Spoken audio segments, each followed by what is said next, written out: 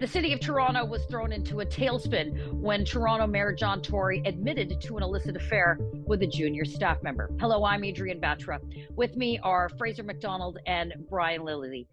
Fraser Macdonald, Vice President at StrategyCorp, but has a lot of experience in the municipal world. At one point, even was with me and the Rob Ford for Mayor campaign. So, Fraser, we saw John Tory resign or say he's going to resign. He intends to resign, but he hasn't done so yet. A lot of questions circling around this. What was your reaction when you saw this all unfolding?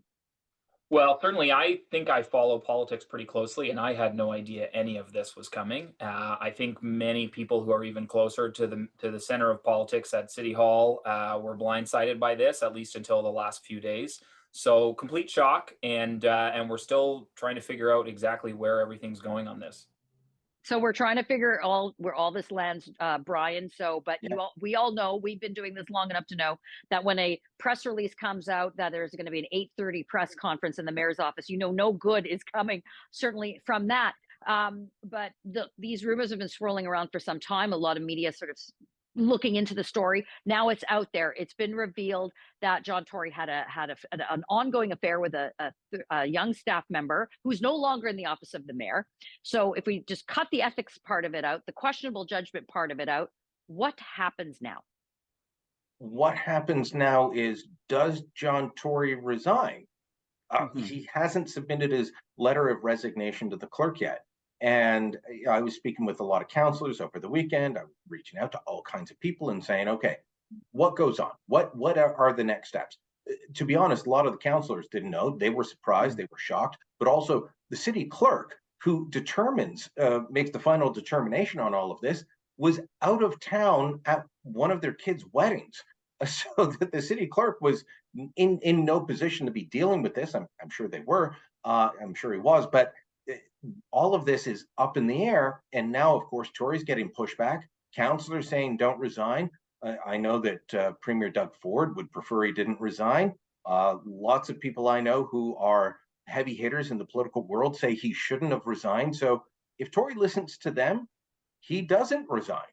If he does listen to them, we have a very interesting mayor's race. Well, and another thing to remember is it comes at a very interesting timing, obviously only a few months after the election, but he's got a budget vote on Wednesday. That's right. And with these new strong mayor powers, he's got a veto power over any amendments coming from the council floor. If he's no longer the mayor, it remains to be seen whether the interim deputy mayor, Jennifer McKelvey, will be able to wield those same powers. No. And so there's some She speculation he's going to stay on until Wednesday at a minimum before resigning for that reason. Yeah, so we'd have clarification on that.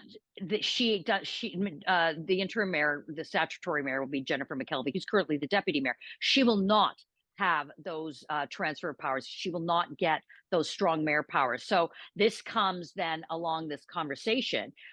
So we know John Tory intends to stay on to get through the budget process. But Brian, is he weakened a bit because we know that the left on council, who is very organized, very vocal, and does have a lot of support, do they just come out with a parade of amendments? And though he has that ability to quash them, does he capitulate to some of them because he is vulnerable? Look, my big problem with John Tory is he capitulated to the NDP wing of council all the time. And I've told, well, he's still the mayor. I was about to say the former mayor. I've told the mayor that several times. What's my issue? That you continually capitulate to the NDP, even though you're elected by conservative and liberal-minded voters who want something different. So yeah, he could end up doing that. Will he need to be in the chamber for these votes? That's going to be very odd, very awkward, very difficult. How long does he need to stay to get this through the budget process? My understanding is the budget meeting is Wednesday, could extend into Thursday. So some people have said, well, if he sticks around till Friday and resigns Friday, maybe that's enough. Others say, no, it'll need to go beyond that to get it through the whole cycle. And at that point, then it becomes, is he listening to the people who say, don't resign? Look, he's not the first politician to have an affair. Bill Clinton would have been elected to a third term if he'd been allowed to run after Monica Lewinsky. we all know that to be true. He could run now and possibly win. He could defeat Joe Biden, even though he's 8,000 years old. Sometimes voters don't care about this. And so would they care about it with Tory? I don't know. There's questions about, was it moral? Was it ethical? Did it violate the rules? Those are all different questions. And then there's, what would the voters say? That's another question altogether. So, Fraser, I think that's an important point, because I think the majority think to themselves, I don't care who the mayor is having an affair with or who he's having relations with. His personal choices have had zero impact on my life, meaning my garbage is still being taken away, my roads are still being fixed or not being fixed. The subways are still running, not necessarily on time or in a very safe capacity.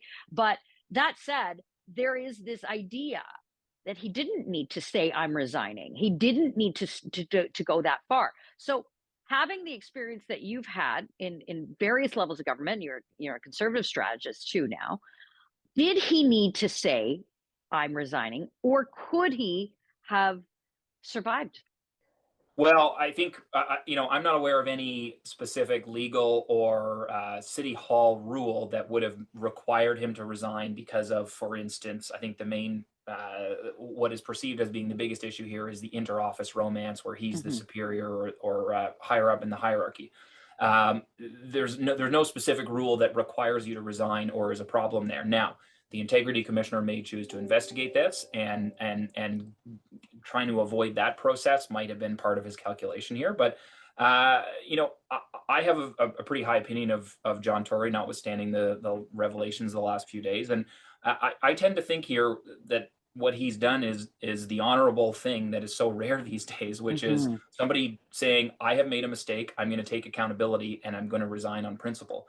That's the old tradition that used to exist in this country and still exists in some other places. And I think we've gotten so used to politicians being completely shameless that seeing someone do the honorable thing and step down when they've made a mistake like this might actually be the story.